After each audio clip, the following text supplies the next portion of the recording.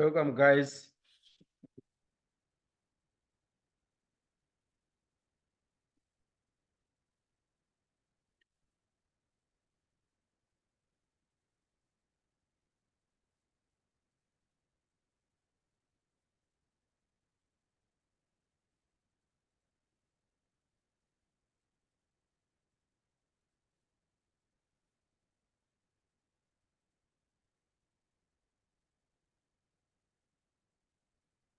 Ah,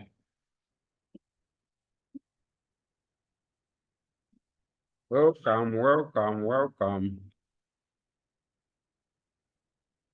I see Arinani, I see Ace Not.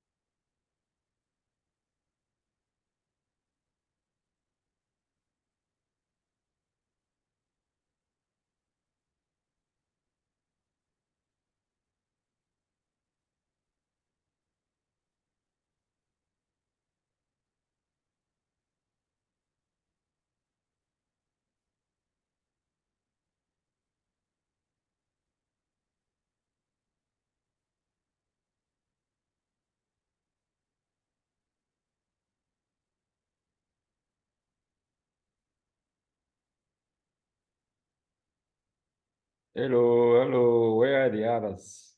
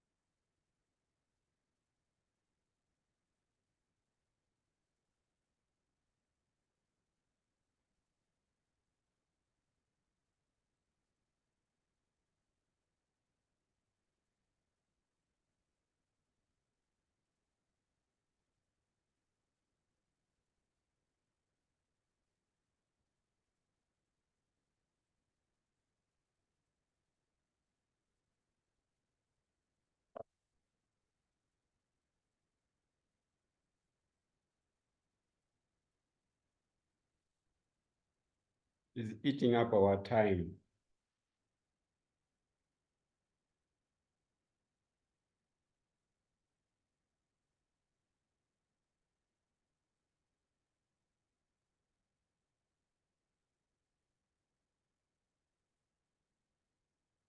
Sir, you can start. Okay, now I have 4 students now. I have Alinani, Deborah, Esnat, and Shafiq. So we will start. We have 4 now. Good evening, sir. How are you? Good, and you? I'm okay. Mwajagala nsima? Ndadya nakonjwera kuti wabwera. All right, we can start, sir. Yeah, go ahead, sir. Yeah, sure.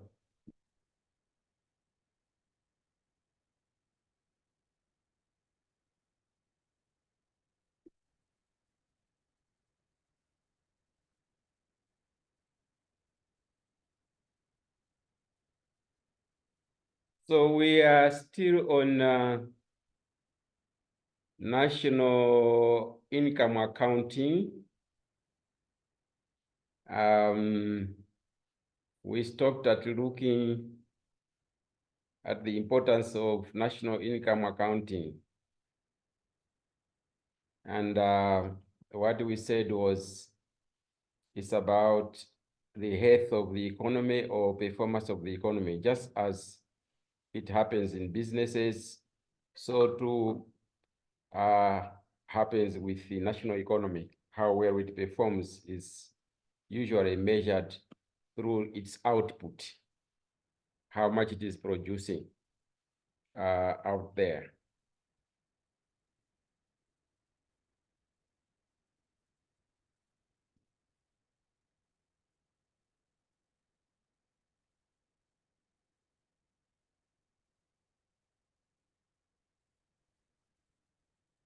Now, one thing that I just need to repeat is the importance of avoiding double counting or multiple counting. So we are only talking about final goods and no intermediate goods.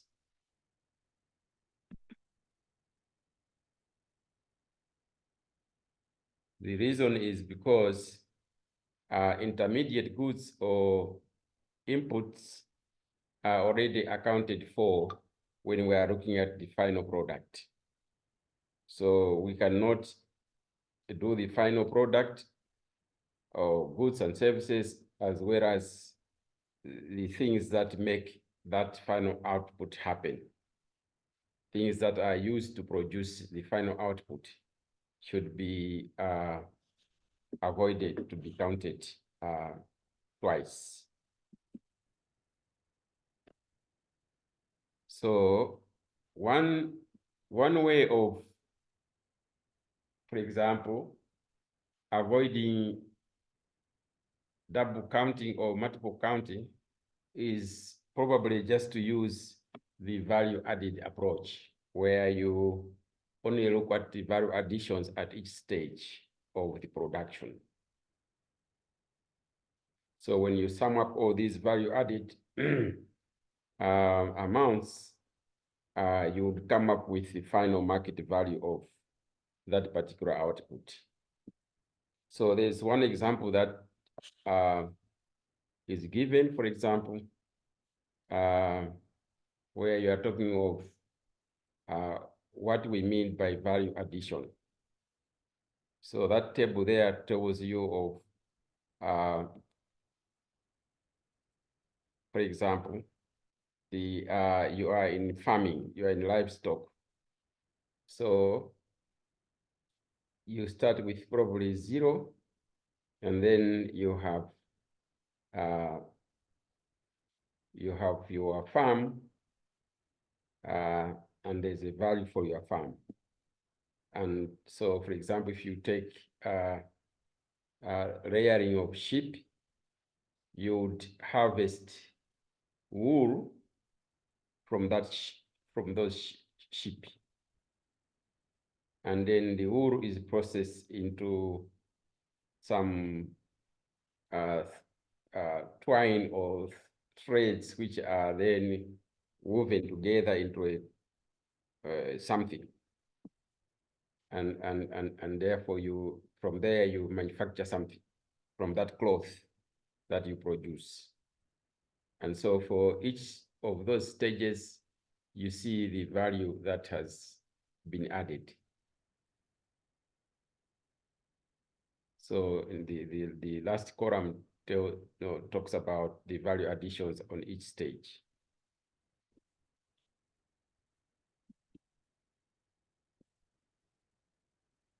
There are also some other transactions that, apart from intermediate products, there are other things that we need to look at very carefully, not to add them up when we are coming up with GDP.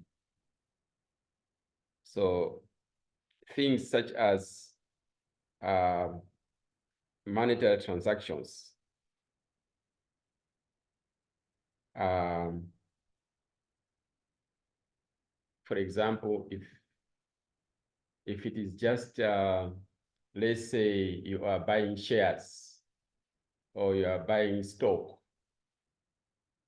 it's just, there's no production there. You are just transferring, stock from one person to the other. So you should be careful what transactions should be included in this GDP and what should not.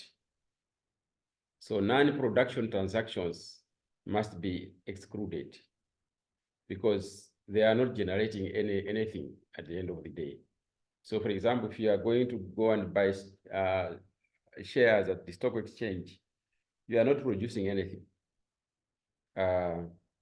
It's just a transfer of ownership from one person to the other. So some of these non-production transactions, some are purely financial transactions. Some, for example, are second-hand sales. So for example, if you have a car and you have sold your car to somebody, we cannot count that as contributing to any production. So if you are selling your second-hand shirt, you cannot count it as contribution to any production. Same thing, for example, if you had bought a cell phone and it's new, you bought it new and then you have sold it without even using it. As you are selling it, it is a second-hand product. We cannot count that. So any transaction in second-hand sales should be avoided. The other thing, apart from non-production transactions, are what we call transfer payments. So these can be public, others can be private. So public transfer payments, for example, to grab a Como. These social security payments, welfare payments, veterans, those people who are in the army payments. These are made directly to households by government, and those who are receiving those monies have not contributed anything to the current production. So if you are a recipient of Mtukurapacom, for example, you have contributed nothing to the overall output of Malawi. So those kinds of payments, these are not the same as wages, for example. Wages are income, they contribute to some production, but these are transfer payments, which should not be included. Some private transfer payments also, for example, you get money from your parents. So parents give money to children, or sometimes gifts, for example, during Christmas time. They are not part of any production. So these are just simply transferring of funds from one private individual to another. So they should not enter into GDP calculations. The third one is what I've already talked about, is the stock market transactions, for example. So they are creating no production at all. So they should not be included in the calculation of GDP. Second-hand sales, these are already. May you please go back to that slide? Okay, which one? This one. No. No, this one. The thing, the stock, what? Okay. Financial transactions. Yeah. Stock market transactions. Yes. Buying and selling Yeah. of stocks or bonds it's just papers around. Sorry? No, so yeah, I just wanted to take a screenshot, so it's fine. We can move on. Okay. Yeah.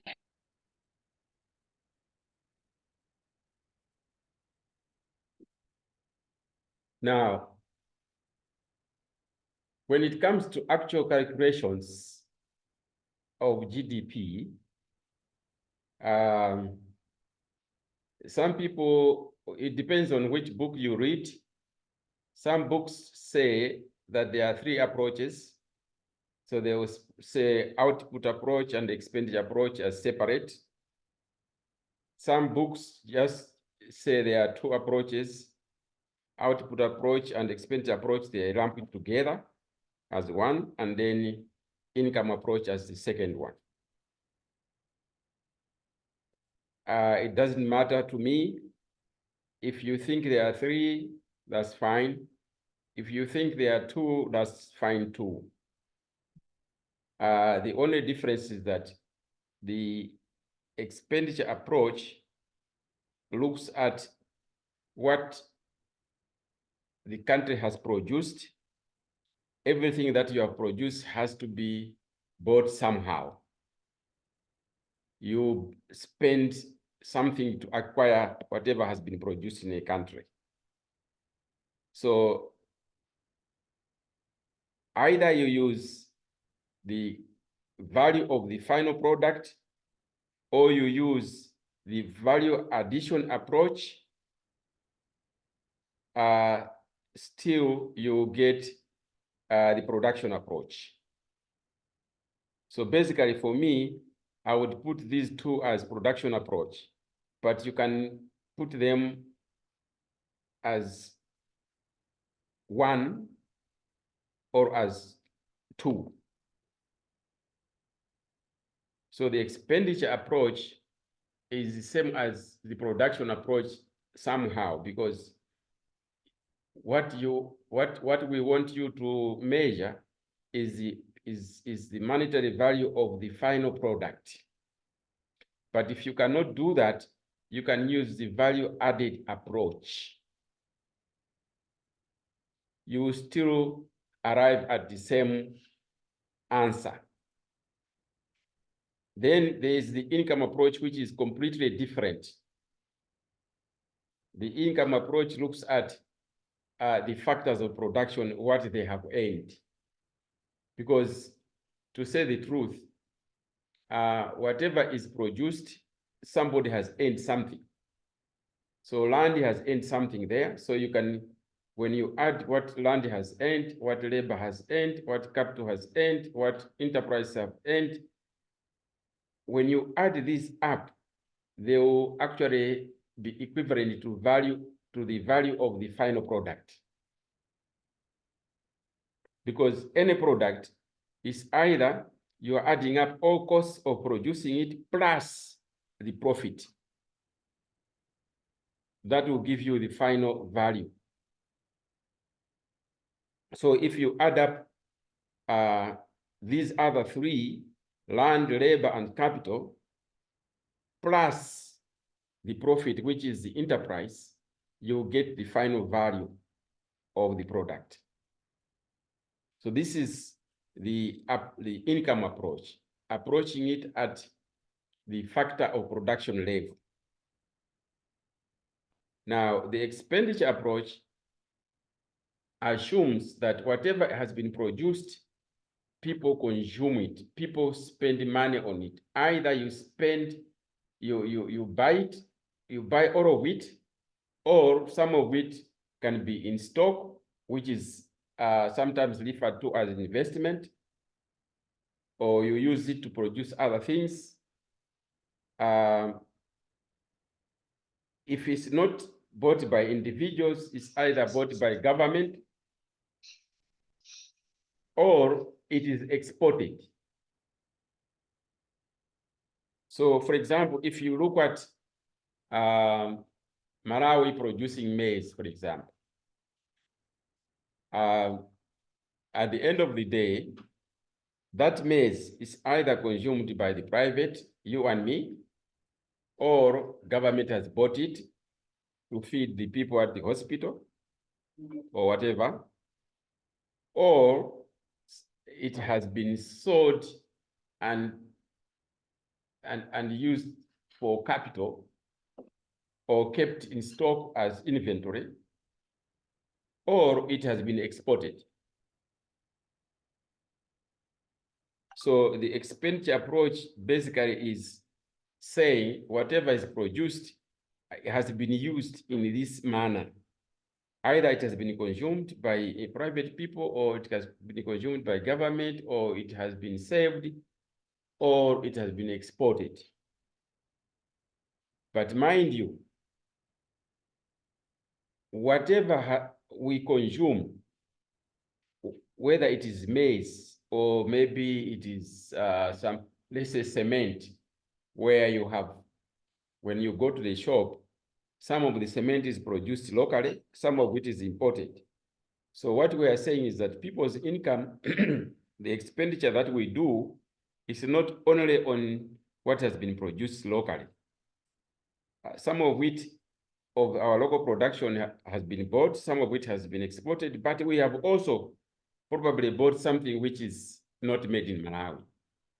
So we must remove all the imports from this calculation. So the expenditure approach, therefore,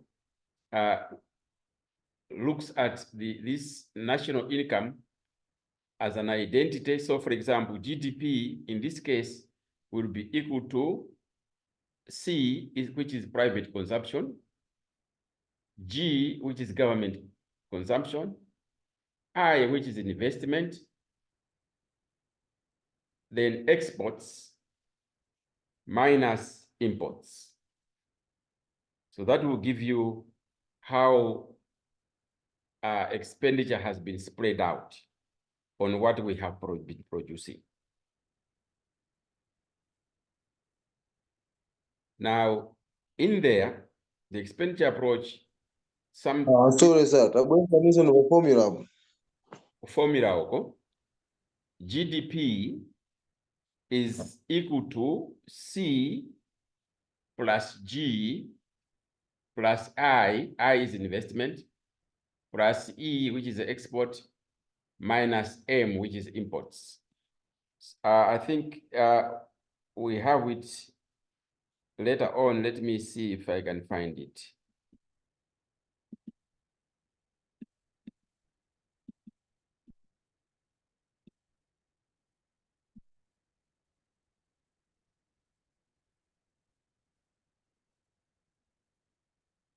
Yeah. Can you see it now? GDP as Yes. viewed from the expenditure approach. GDP is equal to C plus I plus G plus brackets X minus M close brackets.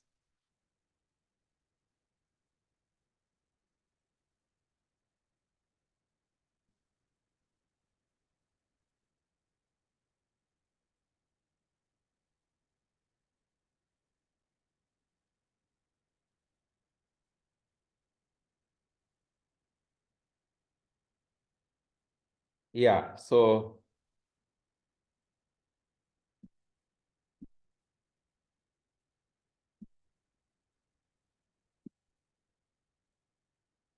So the output approach, sometimes some people put, say, production approach.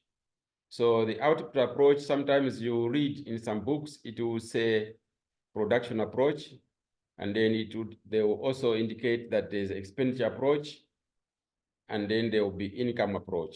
The production approach, which is output approach, is basically the value added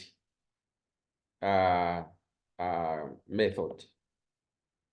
Then the expenditure approach is the one we have just been talking about in terms of formula. Then the income approach is the driving from factors of production, the production process itself, who earns what. So in most cases, whatever approach you use, it should give you the same answer. Whatever approach you use, the answer should always be the same.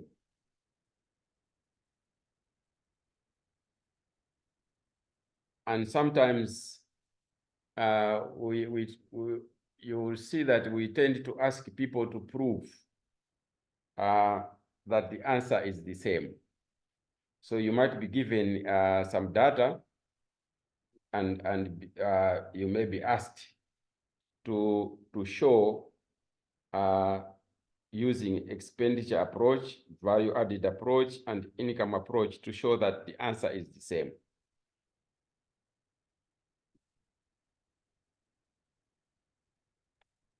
So the income approach is basically labor, land, capital, and profits. And then you have the expenditure approach indicated as we discussed. Consumption by households or private sector, then investment, government purchases, and then exports minus imports. That's what that table is talking about. And the answers should be the same.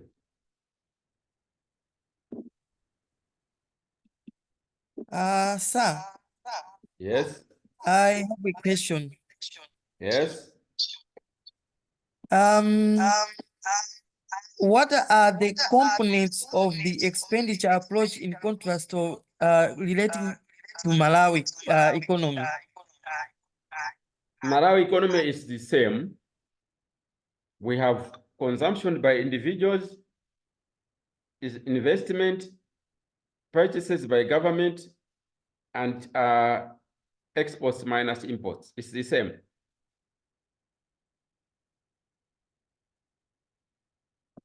So the example Okay, I gave sir. you, for example, if I'm talking about the example of, let's say, maize. You buy maize, so that's consumption by private. That's households. Government will also buy that maize for whatever purpose. And then you have investment from that same maize. And then some of it is exported. But mind you, you should subtract what maize you have imported.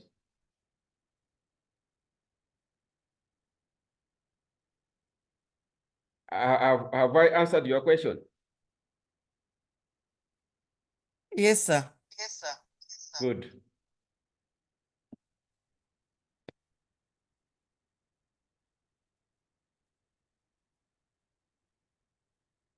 So this is just explaining. We have already explained that the expenditure side of GDP is looking at final goods produced by the economy. And these are either used by households or by governments, and sometimes bought by foreigners.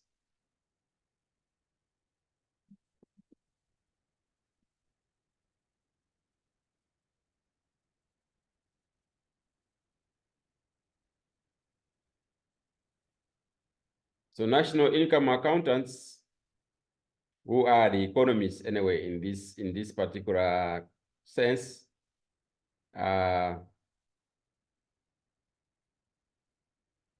give GDP as spending on final goods and services.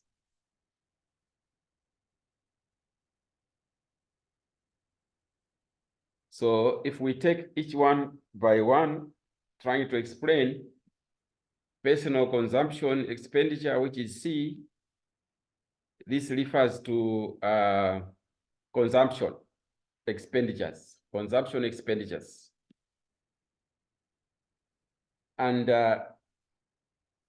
these consumption expenditures, it can be personal, you and me, but also other authorities can also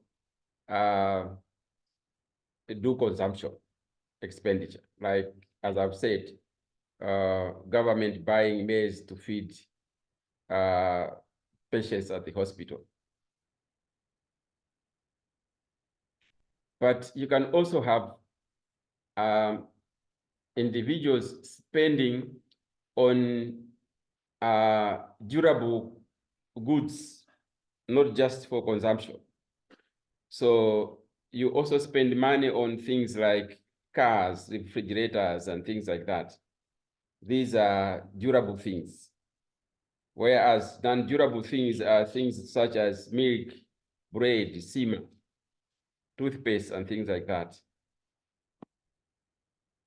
You also have some expenditures on services. So expenditure on services include expenditures for your medical attention, to your mechanics, to the saloon, to lawyers, and things like that. So all these expenditures come under personal consumption expenditures.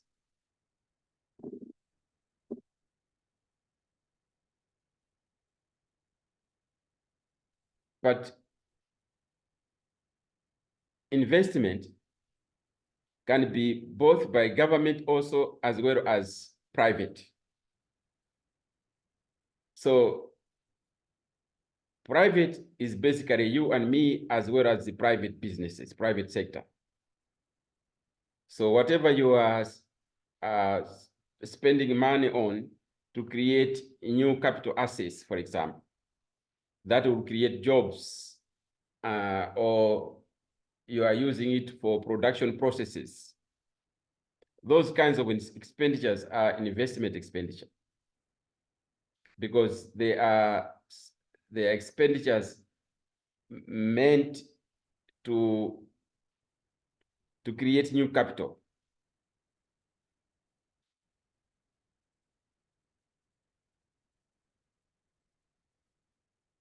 So this could be, for example, you are spending money on machinery, on chigayo or whatever, equipment and tools.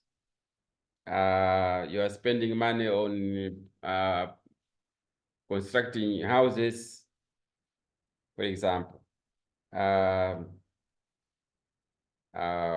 be it office accommodation or residential houses.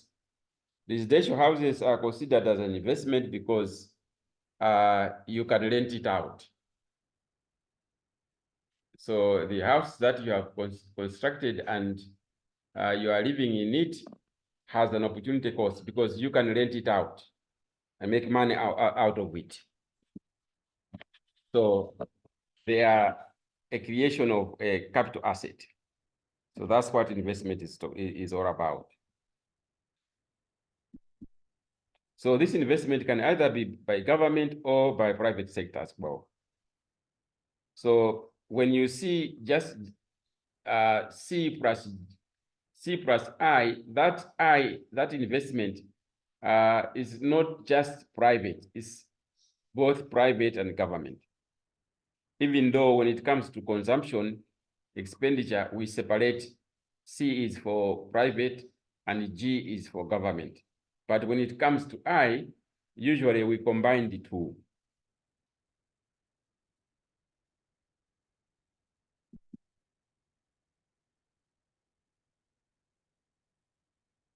So here this slide is just explaining why, for example, inventories, things which are in stock are considered as investments because they represent unconsumed output. So they are an investment. Because you can use those to produce other things. So for example, you may have in your stock some maize which you have kept to produce chicken feed. So they are being kept to produce something else, for example. So the possibility that you can make more money out of what you have in stock is actually an investment, just by the definition of what investment is all about. I'm sure most of you know what an investment is.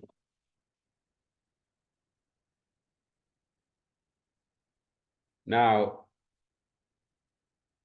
there are other transactions apart from what we talked about earlier on, which are not investment.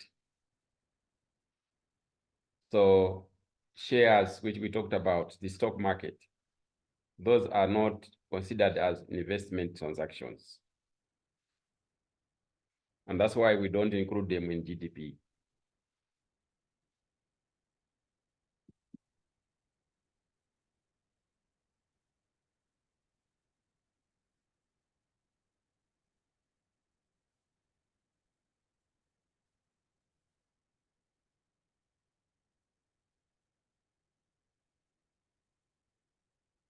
Now,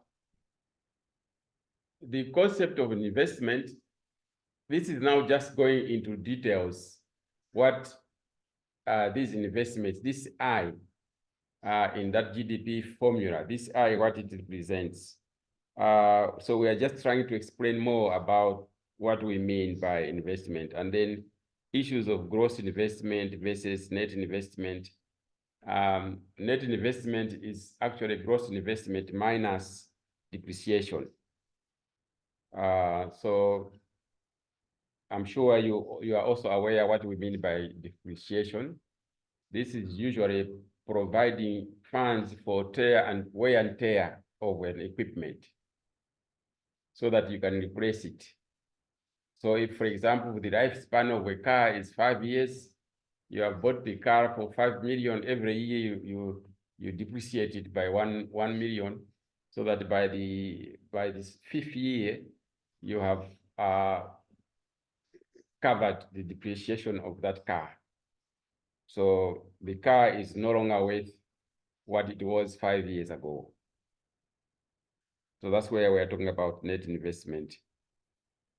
Basically, investment, the equipment minus depreciation. Because you may have to look at that as you go along when you are measuring what investment you have in your country.